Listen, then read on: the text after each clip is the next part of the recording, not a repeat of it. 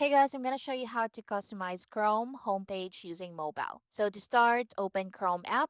Then at the top right, click the pencil icon.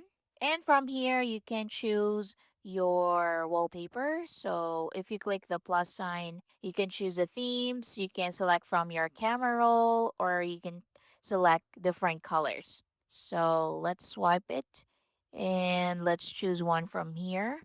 So if you find one that you like, just select it just like so, and it will be added instantly to your homepage. So if I click this one, as you can see, so it instantly added to my homepage. And that's basically it. If you want to change colors, just click the plus sign and click colors and change it just like so. And click the check mark if you're done.